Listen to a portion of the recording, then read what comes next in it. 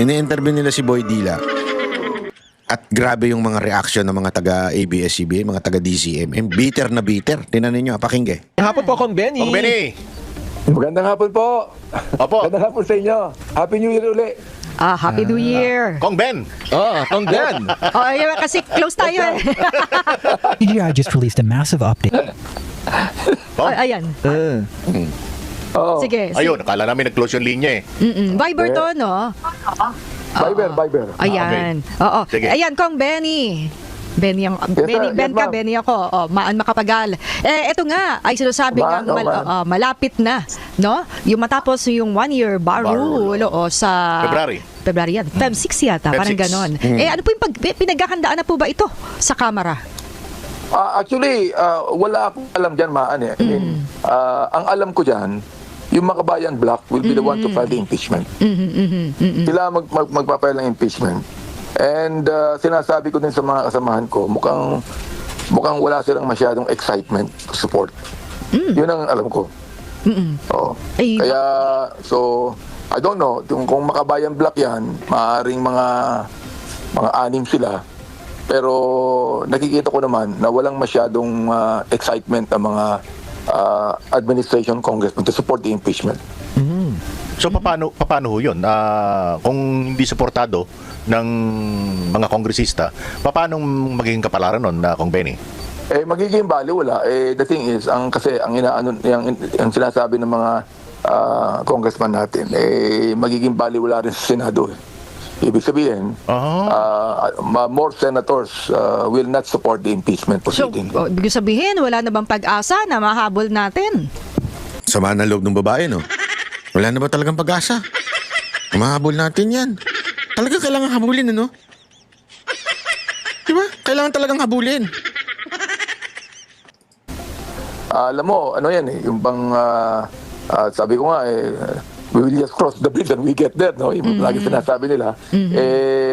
But at this point in time, wala akong nakikitang talagang massive support for the impeachment right now. Pero kung I don't know when we get back to the Congress session, palagay ko mga 2 weeks from now, kung merong talagang magkakaroon talaga ng support. Kasi, pero at this point in time, hindi pa eh. Pero kung ang magiging basihan is bakit tinatabangan yung mga kasama niya dyan sa Kongreso, yung naging kapalaran ng impeachment sa panahon ni dating Senate President Jesus Escudero, iba na ngayon ang ano, di ba? Iba na ngayon ang liderato? Maaari, iba na liderato, pero still, meron pa ring mga May doubt pa rin. supporter si Vice President Sara that will go against the impeachment. Okay. So, sabi ng mga ibang nakausap ko, anong mangyayari sa atin yan? We will just be, it's only an exercise of futility. Pag tinuloy natin yan, wala rin maaari mangyari. Pero in the next 2 weeks, makikita po natin kung ano magiging kapasyahan ng mga marami natin mga congressman tungkol dyan. O kung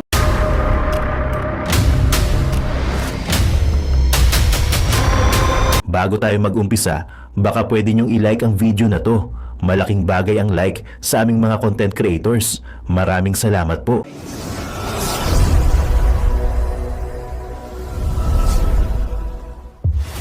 Pag-usapan po natin itong unang issue. Ano ho ba itong issue na ito? Ito ho yung si Marcos daw at saka si VP Sara Duterte ay posibleng makasampa ng impeachment. Oo. Pero, ngunit datapat subalit, si Franz Castro, ang tagapagligtas, ang aso ni Marcos, ay merong ibang pananaw. Gago! Ano kaya yung pananaw niya? Napakalinaw na pananaw. Na siya lang ang nakakaintindi. Na siya lang ang naniniwala. Pananaw ng isang, alam naman natin, isang attack dog ng ating presidente. O, pakinggan nga natin ito. Pasok. Pero bago po mangyari ang mga ganyang klaseng usapan, ulitin lang po natin mga kababayan, baka naman pwede mag-subscribe na po kayo kasi sa mga nanonood, hindi nakasubscribe. Parehong posibleng maharap sa impeachment sina Pangulong Bongbong Marcos at Vice President Sara Duterte. Ngunit, pero giit ng Malacanang, walang Mary Grace Piatos ang Pangulo. Nako, wala daw Mary Grace Piatos ang Pangulo. Tatanggapin po ba natin yan? O hindi? Ako magsasabi sa inyo na ito ay isang fake news. isang matinding kasinungalingan. Mamaya papatunayan ko sa inyo ha. Kasi akala ni Franz tuloy si pangalan nito si Castro, Yusek Castro. Akala niya makakalusot siya kay Banat Bay. Hindi ko siya palulusutin dito. Kasi sinasabi niya wala daw grace piatos itong si Bongbong Marcos. Yan po ay isang matinding kasinungalingan. Yan ang totoo. Walang biro. Kasinungalingan po yan. Ipatutunayan ko sa inyo kung bakit yan ay isang kasinungalingan. Tuloy natin. Narito ang aking report. How many times do I have to say that? I didn't want impeachment. Lahat ng kakampi ko sa Kongreso hindi nag-file ng impeachment complaint. May 2025. Diba? Yan ang tonong kinakanta ni BBM. Lahat daw ng kakampi niya ay hindi nag-file ng impeachment complaint. Ibig sabihin, yung mga kakampi niya sa Kamara ay hindi daw nag-file ng impeachment complaint. Isa pong kasinungalingan. Bakit, kanyo? Totoo naman ba nagbaya? Hindi naman sila nag-file. Oo nga. Pero actually, yan ang tinatawag na half-truth. Totoo na hindi nga nag-file yung mga kakampi niya. Ibig sabihin yung mga kapartido niya sa federal. But, lahat sila pumirma. Kasi, ang totoo niyan, hindi mo naman kailangan mag-file kayo lahat eh. Kaya katarantaduhan itong sinasabi ni Bongbong Marcos. Katarantaduhan ito. Hindi mo kailangan lahat kayo mag-file. Pero, lahat kayo may responsibilidad pumirma o hindi pumirma. Ano bang ginawa ng kakampi mo, Marcos? Ano ba ginawa ng mga balalay mo dyan? Yung mga alalay mo, mga utu-utu mong kakampi dyan, ano ba ginawa? Pumirma o hindi? Gusto niyo patatayan ko? Yung number 1 kakampi niya. Hulaan niyo kung sino yung number 1 niyang kakampi. Nakasama rin sa federal. Wala iba kung hindi yung anak niya. Yung kanyang anak, hindi nga nag-file. Tama naman siya dun. Pero number 1 pumirma. Alam mo, napaka-importanting maunawa natin ito. Doon sa pirmahan. Kasi lahat yan, tandaan ninyo, politiko yung mga yan, yung mga congressman natin. So, tinatansya nila. Tinatansya nila kung pipirma ba sila o hindi. Whether it will help their career, their political career. Kung matutulungan ba o hindi pag sa pagpirma nilang yan. Lalakas ba sila sa taong bayan o hindi. So lahat po yung mga yan, sa totoo lang, nananansya. Andali, pipirma ba ako dyan o hindi? Kaya nga, kung papansinin ninyo, yung papel na pinirmahan, nag-number 1 na pumirma yung kanyang anak. That implies something. Imply o implies? Bahala na kayo magpaliwanag kung ano maintindihan nyo. Ini-imply lang po niyan, mga kababayan, na suportado ng tatay niya. Ibig sabihin, nakita mo na pangalan ni Sandro number 1 na pumirma sa impeachment. Nag-approve doon. Abay, matik na yun. Sumunod ka na. Diba? Sumunod ka na. Kasi, ibig lang sabihin nito, yung anak pumirma, kagustuhan nito ng presidente. Gusto mo mawala ng alakabol? Alak na, may alakabol. Hindi, alakabol yung mga yan eh. Alam niyo yung alakabol? Inuman muna ng milyon-milyon. Naalala niyo yung isang congressman na nagngangalang para sa mga laylayan, tagapagtanggol ng laylayan, yung pala tagapagtanggol ng mga, ng mga manginginom dyan sa ibang bansa. Di ba? So, ibig sabihin, pag pumirma yung anak niya, ibig sabihin, yun ang kagustuhan ng tatay. Hindi mo pwedeng sabihin na, hindi kagustuhan yan. You know ay sign. Sign po na, gusto ng tatay ito, pumirma na rin kayo. Pag hindi kayo pumirma, good luck sa inyo. Yun ang ibig sabihin nun eh. Pag hindi kayo pumirma, good luck sa inyo. Hindi pwede. Kailangan kayong pumirma. Ganong katindi ang pagpirma niya ng unang-una sa listahan. So, itong sinasabi niya na hindi naman nag-file yung mga kakampi ko, it means ayoko impeachment. Yan ay Nakayo ka na sabihin yung bullshit. Baka sabihin naman nila, napakabastos naman ng bunganga mo, Banat Bay. Gago! Ayoko na sabihin yun. Pero yan po ay isang bullcrap. Yan po ay kasinungalingan. Kaya dito pa lang, kitang-kita mo na napakasinungaling tong taong to. Ganito ang tono ni Pangulong Bongbong Marcos nung nakaraang taon nang tanungin tungkol sa impeachment case laban kay Vice President Sara Duterte. Ngayong may niluluto ang ilan na umano'y bagong impeachment laban sa Vice-Presidente na posibleng isampa sa Pebrero, tila nag-iba na ang ihip ng hangin. Tinanong natin dyan, Dahil sinabi po natin, tinatanong na po ng MPC kung anong inyong magiging reaksyon sa mga nababalitang magsasampa ng impeachment complaint laban kay sa Vice Presidente. Ang tanging tugon lamang niya sa akin ay kung ano po ang pagtrato sa pag-iimbestiga sa flood control projects, mga anomalyang flood control projects. Ganon din po ang gawing pagtrato sa paggagawa or sa pag-iimbestiga patungkol dito sa impeachment complaint laban kay VP Sara. Sabi ng Malacanang, hindi pa kasi napagtanto noon ang lawak ng issue. Pero hindi lang kay VP Sara, kundi kay Pangulong Marcos may nagbabansyang impeachment complaint. Nako, Sabi ni House Deputy Minority Leader Representative Edgar Erice, may pro-Duterte groups na gustong maghain ng impeachment complaint laban kay PBBM dahil sa umano'y betrayal of public trust. Hindi raw kasi niya napigilan ang ilan sa kanyang mga kaalyado na abusuhin ang budget insertions. The President allowed and signed the 3 budgets which contained the anomalous projects. Kung pinabayaan, that's gross inexcusable gross negligence. Inalok umano si Erice ng pro-Duterte groups na i-endorso ang impeachment complaint pero tumanggi ang kongresista. inalok daw siya ng Pro Duterte Group. Hindi ako naniniwala dito. Ito, mga sinungaling itong taong to. Sa tingin ko ano to ganun to kasi dilawan to So, mas maganda kung hindi ako endorser, so I would leave an open mind and magiging fair sa...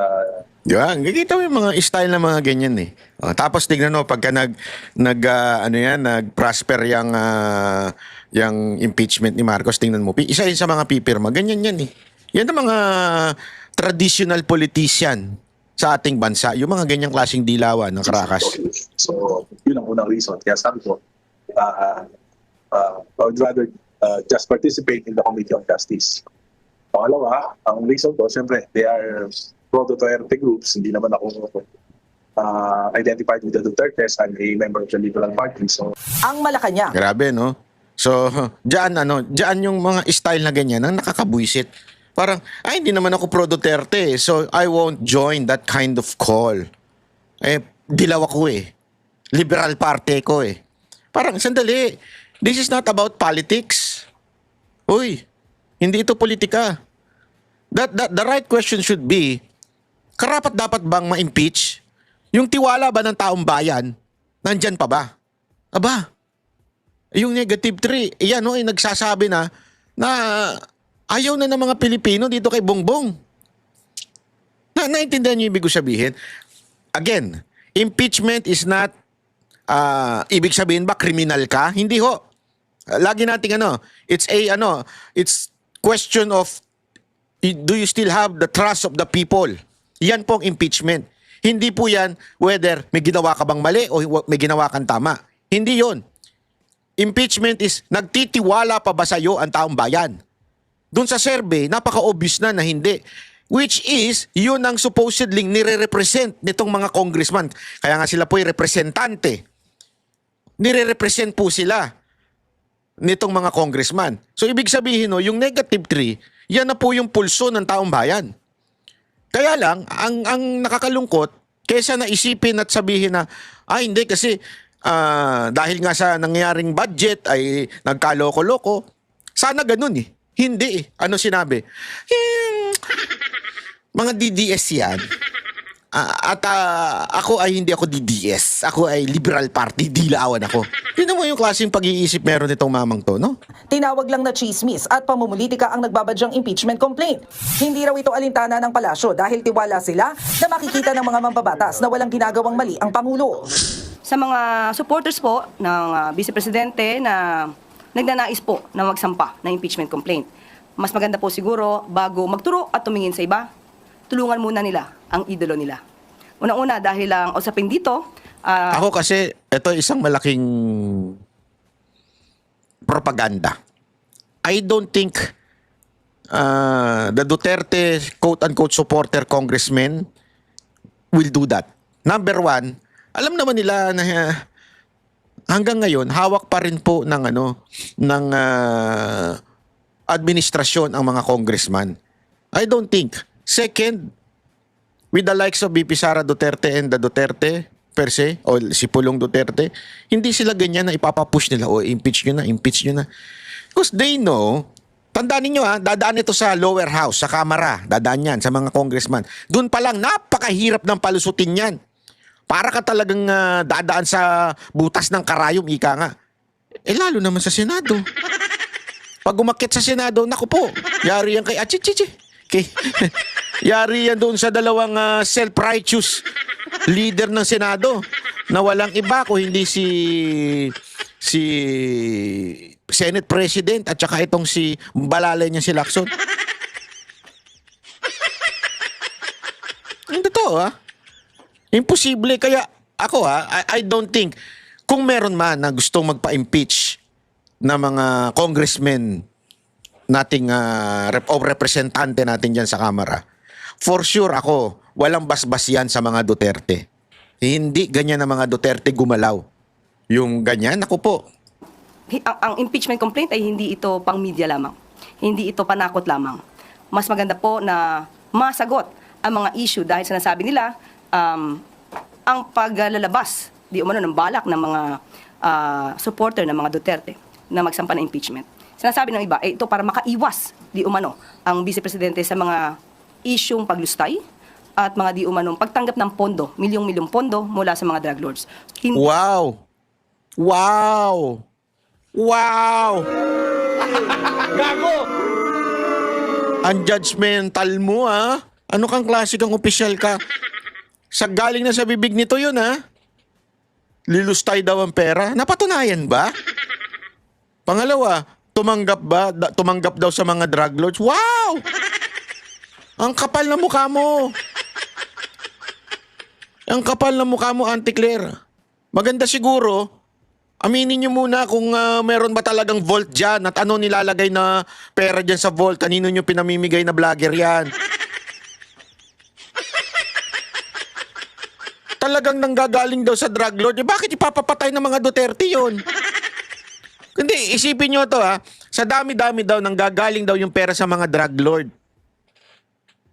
Bakit ipapapatay ni Duterte kung nanggagaling pala doon ang pera? Ang labo niyong kausap. Hindi po siya nagnakaw ng pera. Pangalawa, siya Hindi nagnakaw, saan nyo nadala? po ang nagpapaimbestiga sa mga maaanumalyang flood control projects Paimbestiga. at maaaring naging sanhi. Pautot nyo lang yun. Pautot nyo lang. Pinaimbestiga, nag-create ng ICI. Binigyan nyo ba ng kapangyarihan? Hindi. Binigyan nyo ba ng pondo? Hindi. Ginawa lang ninyong display yung ICI. Kaya nga nagre-resign yung mga commissioner doon Nag-resignan, isa na lang ang natira. Naawa na lang. Sabi niya, pag iiwan ko pa to, wala na dito. Tapos sasabihin ninyo, nagsimula ang presidente. Gago! Gusto nyo palang matanggal ang korupsyon, bakit pinirmahan niya yung pinaka-corrupt na budget sa kasaysayan ng Pilipinas? 2026, inulit pa, pinirmahan niya naman niya. Gago! Akala ko ba corruption? Anti-corruption ng yung amo mo. Ba't niya pinababayaan yung pinipirmahan yung budget? Gago! Punong-puno ng alokasyon pa rin yung budget na 2026. Bakit hindi niya tinanggal? Ang alam mo kung ano yung mga tinanggal niya? Yung mga budget na importante. Ang hindi niya tinanggal, budget ng DPWH. Gago! Ng korupsyon. Labo, ano? Pangatlo, wala po siyang Mary Grace Piatos. Wala daw. Yun, Wala daw Mary Grace Piatos. Kasinungalingan, Your Honor. Ang tawag doon pagka sa korte, ganyan, Objection, Your Honor, that's a lie. Bakit alay? Anong alay? Masakit. Dede. Bakit yan lie? Ito, ipapakita ko sa inyo kung bakit yan lie, Chotomate. Ayan. Marcos admin propose 10.77 billion confidential intel funds for 2026. None for OBP. Wala sa OBP. Magkano? Ito, papakita natin Ayan. Yan po yung ipinasa. Broken down yan.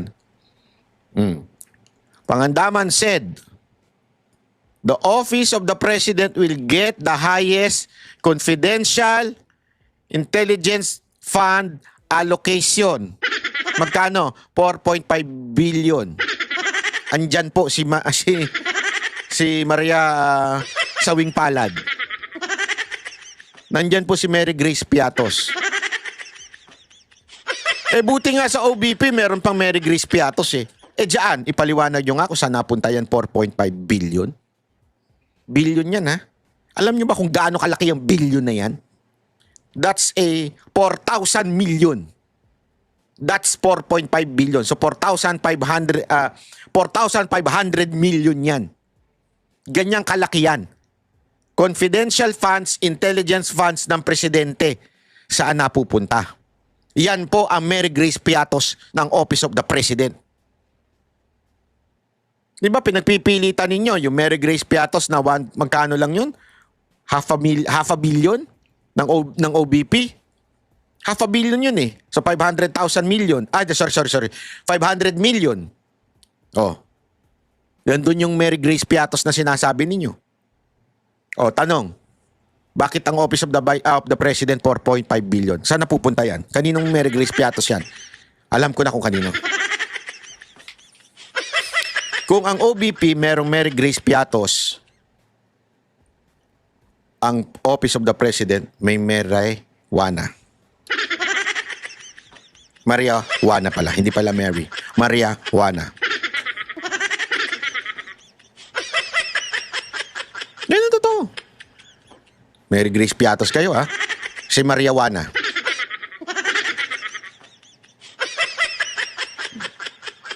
O si Mary Jane. Di ba? Pinagpipilitan ninyo eh.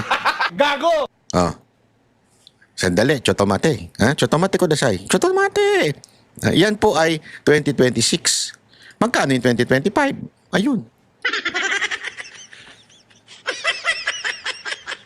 Yan naman yung sa 2025. 4.5 billion para na naman kay Mary Jane.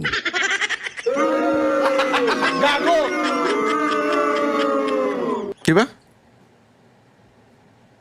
Napunta kay Maria Juana yang 4.5 billion confidential funds ni BBM.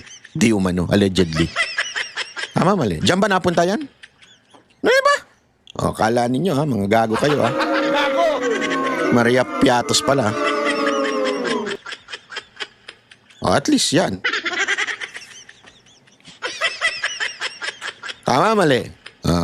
Ayan ang problema sa inyo. Papakita ko ngayon sa inyo, meron ako nabuking. Mga ABS-CBN anchor.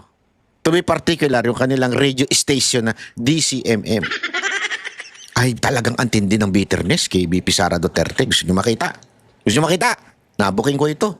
Nung aking pinakikinggan, gigil na gigil sila. Pero syempre, hindi natin, kasi ang ABS-CBN nagka-copyright eh. Yung audio lang ipapakita natin at saka yung kanilang picture. Ha? Yung nag-i-interview na to, walang ibang ini-interview nila kung hindi si Datangman. Kilala niyo si Datangman? Sa Tagalog, si Boy Dila. Gago! Ini-interview nila si Boy Dila. At grabe yung mga reaction ng mga taga-ABS-CBN, mga taga-DCMM. Bitter na bitter. Tingnan ninyo, pakinggan. Hapon po, Kong Benny. Kong Benny! Magandang hapon po. Opo. Magandang hapon sa inyo. Happy New Year uli. Happy New Year. Kong Ben! Kong Ben. Ayun, kasi close tayo eh. CGI just released a massive update.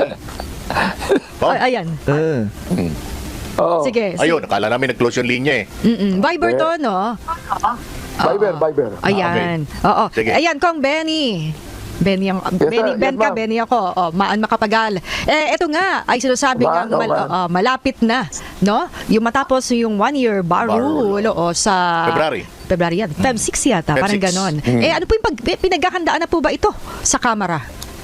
Actually, wala akong alam dyan, Maan eh. I mean, ang alam ko dyan, yung Makabayan Block will be the one to file the impeachment. Sila magpapile ng impeachment. And sinasabi ko din sa mga kasamahan ko, mukhang wala silang masyadong excitement to support. Yun ang alam ko. Oo. Ay, Kaya, so, I don't know, kung makabayan black yan, maaaring mga anim sila. Pero nakikita ko naman na walang masyadong excitement ang mga administration congressmen to support the impeachment. So paano ho 'yun? Kung hindi suportado ng mga kongresista, paano magiging kapalaran nun na Kong Benny? Magiging baliwala. The thing is, ang sinasabi ng mga congressman natin, magiging baliwala rin sa Senado. Ibig sabihin, more senators will not support the impeachment so, proceeding. ibig sabihin, wala na bang pag-asa na mahabol natin? Sama na loob ng babae, no? Wala na ba talagang pag-asa? Mahabol natin yan. Talaga kailangan habulin, ano? Diba? Kailangan talagang habulin. Alam mo, ano yan yung bang, sabi ko nga, we will just cross the bridge and we get there, no? Yung lagi sinasabi nila. But at this point in time, wala akong nakikitang talagang massive support for the impeachment right now. Pero kung I don't know when we get back to the Congress session, palagay ko mga 2 weeks from now, kung merong talagang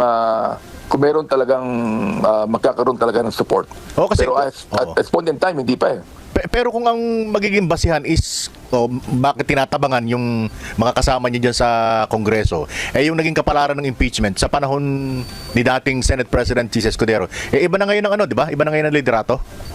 Maaari, iba na liderato, pero still, meron pa rin mga may doubt pa rin. Supporter si Vice President Sara that will go against the impeachment. Okay. So, sabi ng mga ibang nakausap ko, anong mangyayari sa atin yan? We will just be, it's only an exercise of futility. Pag tinuloy natin yan, wala rin maaari mangyari. Pero in the next 2 weeks, makikita po natin kung ano magiging kapasyahan ng mga marami natin mga congressman tungkol dyan. Kong Ben, so malilinawan in the next weeks, no? Kung yes. Talagang hindi sumusuko si ate. Malilinawan, ha? Kasi para sinasabi ni Boy Dila na sinasabi niya na walang mangyayari. Wala talaga mangyayari dito sa ano. Tapos parang pero wag ka parang hindi memang baka naman. So sabi naman ng babae, malilinawan sila. Pero yun nga kasi parang ngayon pa lang ay yun nga yung pakiramdam na walang pag-asa. Pero hindi ba okay na mas kumbaga i-try pa din? Talaga ipagpipilit. Di ba mas okay na i-try pa rin kahit walang pag-asa? Kasi kailangan talaga siyang kasi baka mamaya hindi na kami talaga makabalik. Gago! Ay nako ate, alatang-alata ka. May support ng public. Oo, malaki yung support ng public dyan. Kasi hindi naman namatay yung hindi naman namatay Kong Benny, di ba yung Yan. Yung We will see dahil meron yata silang Talagang pinagdidiinan pa nung isa. Hindi naman namatay yung issue, di ba? Yung issue na hindi pa. Kasi ang lagi nilang packaging doon sa impeachment ni VP Sara Duterte, hindi pa daw sinasagot yung confidential funds. Napaulit-ulit naman na sinabi ng COA, walang problema sa paggamit ng confidential funds. Ngayon, ang gusto ata nilang sabihin, ito yung pangalan na nakatanggap doon sa confidential funds, ito yung kanyang address, ito yung kanyang telepono. Kung hindi naman kayo mga gunggong din. Confidential nga Nakita nyo yung sa PDEA, pag tumatanggap sila ng reward dahil meron silang tinuro, doon nga walang pangalan nakatakip yung muka. Pwede nga kapwa nila PDEA lang yun I mean, pwede di ko sinasabing ganon. Pero yun, because they're protecting their identity. Ganun ba kayo katanga? Na gusto nyo pang malaman kung sino yung Maria, yung piatos-piatos na yun? Confidential nga tanga ba kayo? Nagtatanong lang ako kung tanga kayo o hindi. Confidential, ibig sabihin, hindi pwedeng sabihin. Confidential. Saan sa parte ng confidential lang pwede mong sabihin kung sino yung tao na yun na nakatanggap? One of the evidences that they will file, kasama yung testimony ni Madriaga. Kasi nga hindi naman na-absuelto dun sa... hindi naman na-absuelto. Hindi naman na-absuelto talaga. Ang init ng ulo ni Kuya. Dahil hindi ka nagtuloy-tuloy. Medyo matindi ang testimony ni Madriaga. Medyo matindi yun. Naks naman, medyo matindi yung testimony ni Madriaga na puro sabit ang karakter. Naging PSG daw. Hindi nga siya agent Alam mo, ito mga to talagang mahina rin eh, no? Yung mga pinakita niyang ID, hindi organic yun. Ay, tanong, ito, para lang siya, kasi may mga pulpul din talaga eh. Tanungin niyo yung mga tunay na NBI. Alam nila yung tunay na NBI agent na abogado, di ba? May CPA, yung talagang lehitimo. Meron silang tinatawag na mga confidential agent or pinalitan dati, naging consultant. Ang tawag doon, non-organic. Iba yung organic. Tapos ilalagay mo bilang PSG, ilalagay mo bilang security ni Vice President Sara Duterte, pangalawang pinakamataas na posisyon, maglalagay ka? Anong kabubuhan naman yan? Ano ibig ko sabihin? Yung background niya, hindi sapat para maging isang PSG o security ng Vice President. Nakita nyo, protective agent. Alam niyo ibig sabihin ng protective agent? Huwag nga kayong tanga, alam niyo yan eh. Ang protective agent hindi nga naging parte ng PSPG. O yung tunay na talagang organic member of the PNP that protects politicians and VIPs. Sila po'y protective agent. Ito'y parang security guard. Hindi ko nilalang ang security guard ha. Ibig ko sabihin, merong police, nagbabantay sa community. Merong security guard, nagbabantay dun sa kumpanya. Pero yung mga security guard na yun, even if dumadaan yun, dun sa SOSA, SOSA, yung parang nag-oversee na PNP, kahit dumadaan yun, hindi po sila organic member of the PNP. Ganon din po ang protective agent. Ito naman, yung PSPG, which is the organic member of the PNP, at ang protective agent parang security agency na kung saan nag-outsource from sa labas para yung mga hindi na-a-approvean doon pupunta at yun, private yun, binabayaran yun. Ang ina naman eh. Nakakabobo. Sorry nakakabobo lang eh. Ano ibig ko lang sabihin? Hindi ko nilalang lang yung mga protective agent Yan po ay dumaan sa training din po. Ang sinasabi ko lang, hindi yan sapat para ikaw ay ma-detail sa presidente. Sa vice president. Sorry naman. Gusto ko na kasi presidente. Hindi ho yun sapat na kwalifikasyon para ilagay ka sa vice president. Tapos yung sinasabi ninyong membro siya noon, siya po ay wanted. Ano ba? Tapos sasabihin ninyo, credible yan tao na yan? Ano kabubuhan yan? Sir, mga ma'am. Kaya palagay ko, makikita rin ng ating mga kapwa congressman yan. Ako, I'm thinking kung anong magiging stand ko tungkol diyan. I really would like ako personally speaking kung talagang merong overwhelming evidence to warrant the case, why not? Hindi naman tinatabangan ng interes ang Congress kay Madriaga. Hindi naman. Sa amin, ako personally speaking, I think yung testimony ni Madriaga is quite strong. Pero posible bang strong? magpabukas kayo ng House inquiry dito sa mga aligasyon ni Madriaga? Anong komite papatak kung sakasakali? Maaari, it might be, that will, hindi ko alam if that will fall under the good government or public order. Oo. Sa tingin niyo po, harap na kaya ang pangalawang pangulo? Kasi naalala ko nun, dismayado rin kayo nun dahil nga ilang beses nang tumatakbo yung Committee on Good Government and Public Accountability at hindi siya uma-attend. Ikaw lang ang kasawa-sawa. Ako, sa palagay ko, I don't think that the Vice President will face the hearing. Palagay ko hindi na siya pupunta yan. Nawala she does not actually respect the mandate of Congress. Nawala tuloy yung sinasabi niya na, di ba, Kong Benny? Gusto niya bloody. Oo. Wala naman. Ni patak ni gamugong patak ng dugo, wala tayong nakita. Wala. Pambira. Ba't naman gusto niya maging bloody pambira Hindi ba sabi niya? Yeah, sinabi niya, oo. I do not even know the meaning of sinabi niyang bloody. Oo nga eh.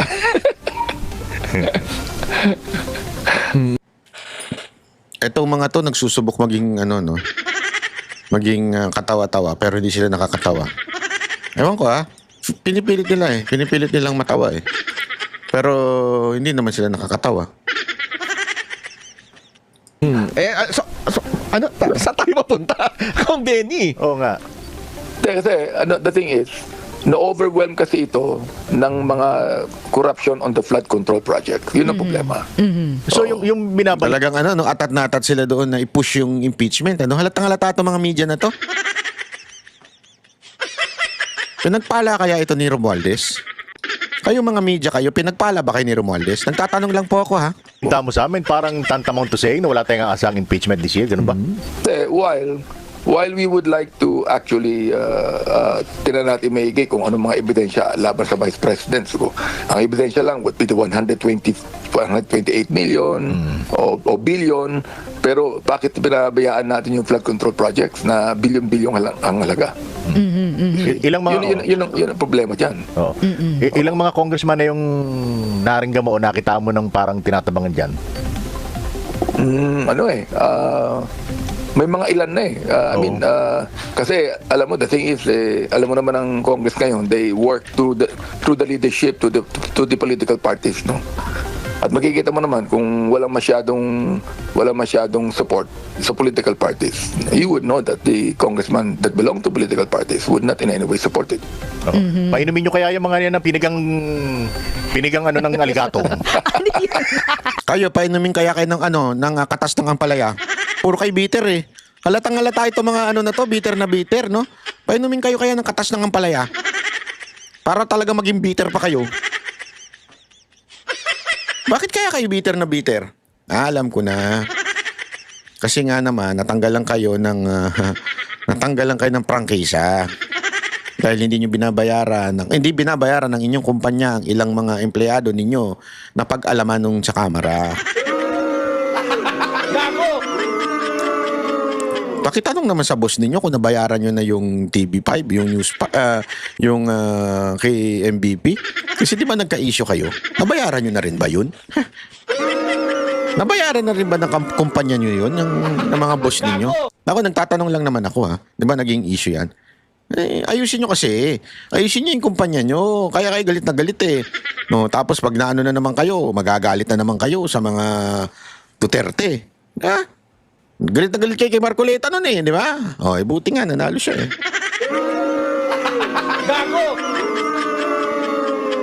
Hindi, alam mo, matindi talaga itong mga pangyayari na to. No? Alam mo, dahil nga dyan, dito sa usapin ng impeachment na ito, ang issue kasi dito, mga kababayan yung tiwala pa ba ng tao dito kay Marcos?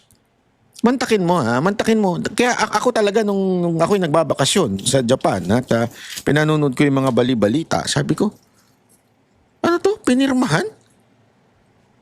Nandun pa rin yung mga allocable eh. Diba? Binabanggit nga ni Libiste, ni Congressman Libiste, yung mga allocable. Sabi nga mismo ni Amy Marcos, hindi na nga daw pork, hindi na nga daw tinatawag na pork eh. Giniling na daw eh. Kasi chinap-chap yung mga para talaga maitago yung mga allocable. Mantakin mo ganung katarantado rin itong lintik na gobyerno natin no? Iskandalo na nga ang entire nation because of this corruption. Inulit pa uli. Di ba? Saan kayo kumukuha ng kapal ng muka para ulit-ulitin yung ganyang klaseng style na ayaw na ng mga Pilipino, galit na mga Pilipino, inulit nyo pa? Bakit? Alam mo, dapat nga, meron ako nakitang news, na dapat nga ito ang pinag-uusapan ngayon eh. Yung, dapat tanggalin yung 12% VAT sa alam niyo sa Meralco. Actually, nabanggit sa Meralco, hindi lang pala sa Meralco, sa power consumption natin. Kasi nabanggit to din ito ni Marcoleta. Kasi nagkakaroon ng panawagan na magkaroon ng parang, hindi naman sa hindi pagbabayad ng tax or tax holiday na tinatawag, yung mga Pilipino dahil nga napunta lang sa pagnanakaw. Alam nyo, may nagkikwento sa akin doon sa Japan pag-alaman ko Alam mo sila, umaaray na sila sa taas ng tax nila. Kasi kinikwento nga nila sa akin, alam mo, ganito yung sahod namin. Pero almost kalahati ang napupunta sa tax, sabi. Sabi ko, okay lang yan. Kung ganyan na maitsura ng bansa nyo, okay lang. Di ba? Kasi walang biro eh. Sobrang sobrang efficient ng transportation, sobrang efficient nung lakaran. Kaya, di ba, may biro-biro nga pagka nagpunta ka ng Japan, talagang you should prepare because matinding lakaran na magaganap. Doon nga kumikita yung mga yung mga on-on, yung mga on-cloud. Dahil ang tindi ng lakaran talaga sa Japan. Pero kasi ang kinaganda naman, may malalakaran ka. Matik yan, walang lugar doon na wala ka malalakaran. Talagang there is a space para malakaran mo and there is a space para sa bisikleta. Talagang ginawa ng gobyernong maayos. Pati yung mga tawiran, di ba? Kung pumunta kayo sa isa kong channel, ipinakita ko ho yun, yung tawiran na talaga nga namang very efficient. Sabi ko nga kung nagrereklamo na yung mga Hapon dyan dahil sa tindi ng tax, how much more dito sa atin? Ang tindi ng tax sa atin, pero nakikita ba natin gumagana? Hindi. Nakikita ba natin nananakaw? Oo. Di ba sakit nung ganung pakiramdam? Puta, hirap na hirap tayo magbayad ng tax. Eh ako kasi nagbabayad ako mayat maya, kinukulit ako nung aking nag-handle nung tax ko eh. Uy, magbabayad ka na kasi quarterly yung bayaran ko. Sakit sa pakiramdam. Ang sakit sa pakiramdam. Hindi ko nagbibiro, umiinit ulo ko. Pag mini-message ako nung sinasabi niya, uy, magbayad ka na ng tax. Kasi sabi ko sa kanya, kulitin mo ako, paalala mo lagi sa akin yan. Kasi alam mo, ang pagbayad ng tax, para sa akin po hindi ko ito obligasyon sa bansa ko. Obligasyon ko to dahil yan ay utos ng ating Diyos na kailangan magbayad tayo ng tax. Kasi naging issue nga rin yan noong unang panahon. 'Di ba? Dahil sinakop ng ibang bansa ang Israel, Egypt, tapos din ng Rome. Kailangan din magbayad ng tax sa kanilang sumakop sa kanila. At sabi nga, nung dumating ng Panginoon, sinasabi, hindi na kami magbabayad kasi na-prophesy yan na there will be a Savior, a King of the Israelites. Di ba? Ano sabi nung King of the Israelites? Ang ating Panginoong Hesus, ang sabi niya, ibigay ang para kay Caesar. Di ba? Ibigay. Magbayad pa rin ng tax. Kaya maraming nagalit sa kanya mga mga, alam mo na, mga Pariseo. Kasi akala nila matatrap nila. Kasi very, very controversial issue yan. Yung tax, pagbabayad ng tax ng mga Israelites sa Hudyo. Tama. Hudyo pala. Wait. Naguluhan ako doon. Basta, pagbabayad ng tax ng mga Israelites. Di ba? Bakit ito kanyo? Kasi nga po, ang sakit sa nun. Nagtatrabaho ka, tapos ibabayad mo yung tax mo. Yung portion nung kita mo. Ngayon, ganun din. Ang sakit sa puso magbayad ng tax pag nakikita mong ninanakaw. Kaya nung nakita ko ito, at napanood ko rin ito kay Marcoleta, na may proposal, tanggalin na muna yung tax at bawasan doon sa mga kuryente natin, sa bayarin sa kuryente, para maramdaman kaagad. Hindi na kasi sinasabi pa nila, ayuda, bigyan ng ayuda yan, parang incentives. Hindi na. Imatik na, ididak na. Yan din po yung ni Escudero. Iminungkahi ni Senator Francis Cheese Escudero ang pagtanggal ng 12% VAT sa kuryente. Ayon sa senador, makakatulong ito sa mga pamilya at negosyo na mabawasan ang kanilang bayarin sa kuryente nang hindi naapektuhan o maaapektuhan ang pondo ng gobyerno. Sinabi ni Escudero na agaran itong makakatulong sa bulsa ng mga Pilipino at pwede ring magpapababa sa gastos ng mga negosyo. Ito ay tugon ng senador sa babala ni Executive Secretary Ralph Recto laban sa panukalang ibalik sa 10% ang expanded VAT dahil sa 1.6 trillion pesos na utang ng gobyerno.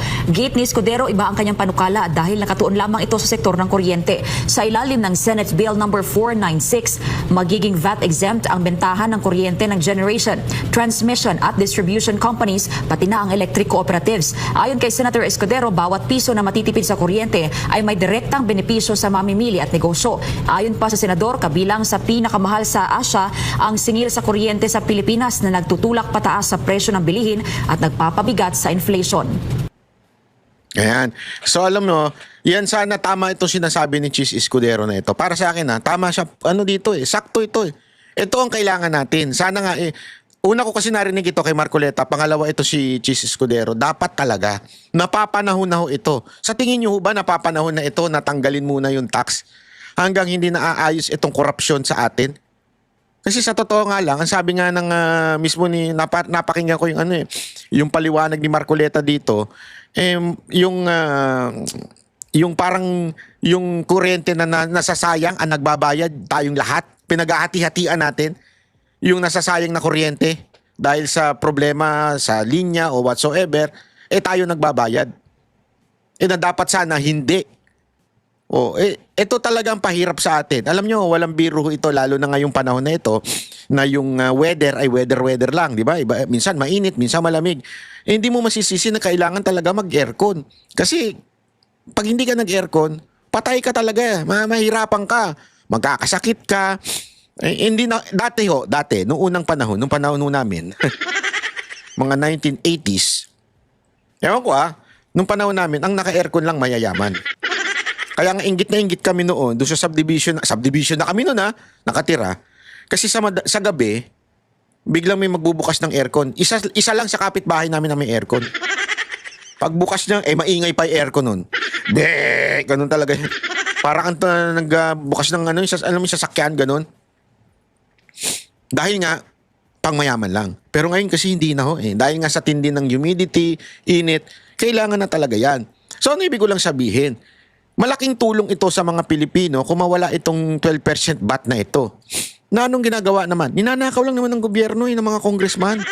Kaya tama dito si Chis Escudero, sana suportahan natin ito. Sana mangyari talaga itong maisabataso ito. Ako naniniwala ako na ito yung dapat talagang, ewan ko kasi hindi kasi alam mo, wala namang problema kung usapin is yung puro anti-corruption. Masawata ang korupsyon. Tama naman. Pero dapat meron ding paatake. Positibo. Iba yung binablankohan mo yung negatibo, iba din yung umaatake ng positibo. Sabi nga, the best defense is an offense. Ibig sabihin nun, dapat umupensa tayo. Ano yung opensa? Opensa ito. Ang tax exemption ay isang opensa. Para tayo ay talaga nga naman lumuwag-luwag ang buhay din kahit papaano. Di ba?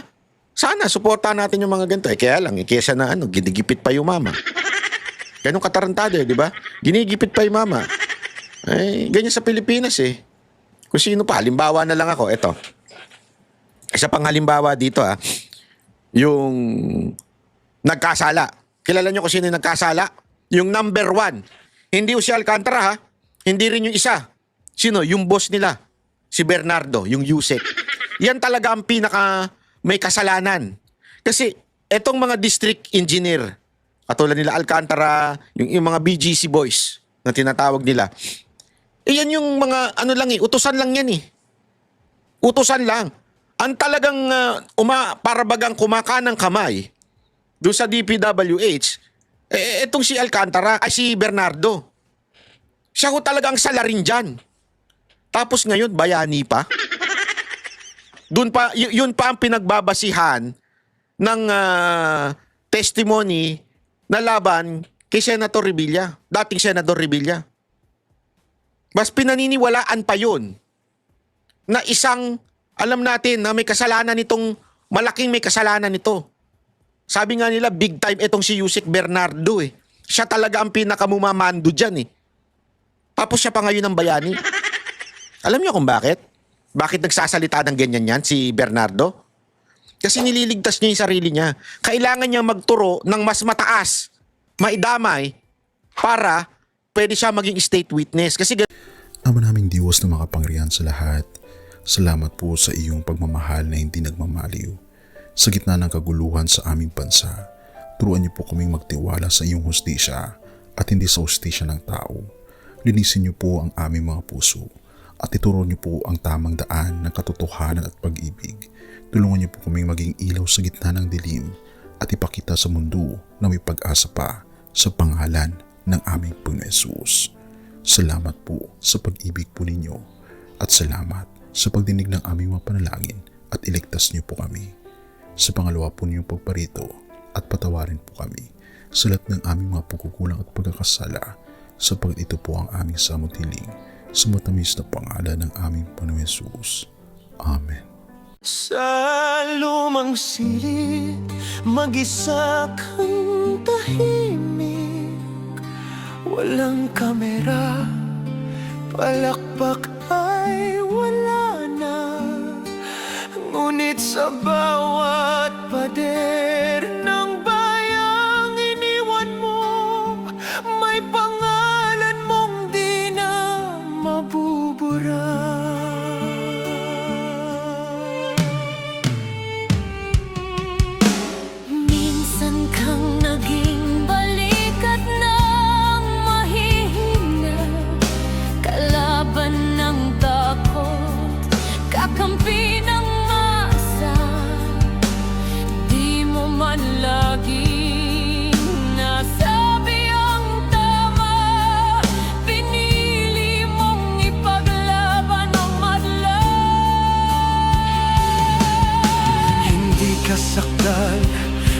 ka naming lahat, pero tumindi ka nang walang pag-atras.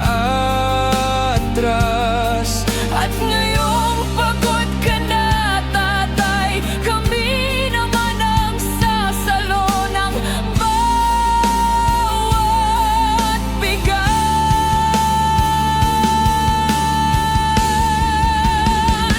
Hanggang sa dulo, ikaw ay mahal. Kahit papagod na ang iyong katawan, tatay, salamat sa iyong paglaban. Ngayon, kami naman hanggang sa dulo. Di ka namin iiwan. Ang kwento mo'y dala ng bayan.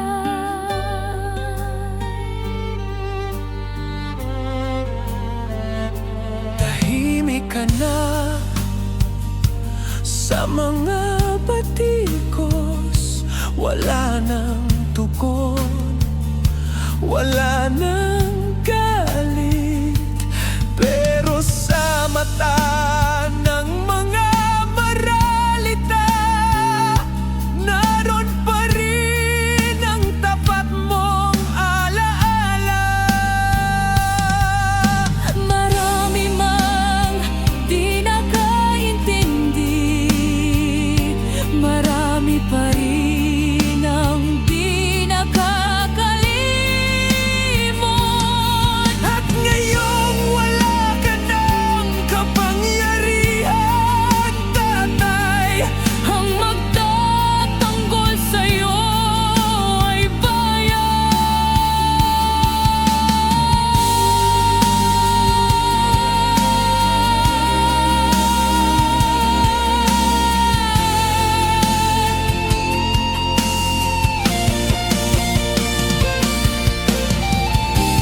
hindi ka nag-iisa kahit ngayon.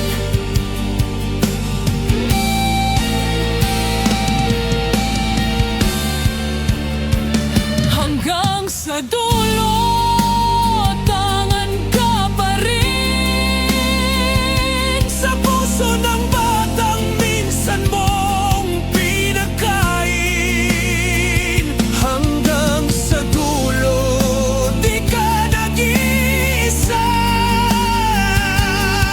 Ang dasal ng bayan ay sa'yo pa rin. Katay, kami naman ang lalaban sa ngalan mo, sa alaala mo. Hanggang sa dulo, dalangin ka ng puso ng masa.